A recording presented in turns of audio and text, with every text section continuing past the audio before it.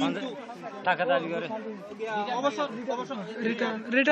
কিন্তু এসে বলে একটা স্বাক্ষর দিলে 5,000 টাকা করে দিতে হবে। আমি অনেকবার ওনাকে বলছি 5,000 টাকা দিয়ে আমি 2টা স্বাক্ষর নিয়েছি। এই মাদ্রাসার সাক্ষী ওর একজন শিক্ষক মাস্টার মহিউদ্দিন ছিল, কিন্তু আর বাকি টাকা আমি দিই নাই, অভাবে দিতে পারি নাই, উনি স্বাক্ষর দিতে পারি নাই, উনি মারা গেছে কিন্তু ওর টাকা উনি নিতে পারে নাই।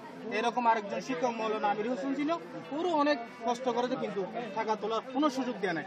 এভাবে যদি আমার সহকর্মী একদিন যদি এই মাদ্রাসা থেকে বিদায় নেয়, ওর যদি টাকাগুলি যদি সুষ্ঠুভাবে তুলতে না পারে করে কিভাবে ওকে এখানে রাখা যায়, আমাদের কিভাবে আমরা টাকাগুলি তুলতে পারি, এর আপনাদের মাধ্যমে এর সুস্থ একটা নির্দেশনা চাই।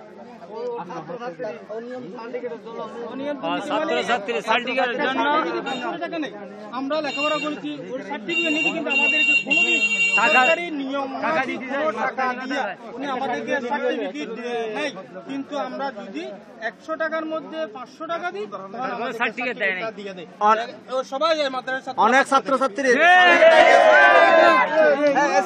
অনেক ছাত্রছাত্রীর সার্টিফিকেট এখনো বাকি আছে, কিন্তু টাকা ছাড়া সার্টিফিকেট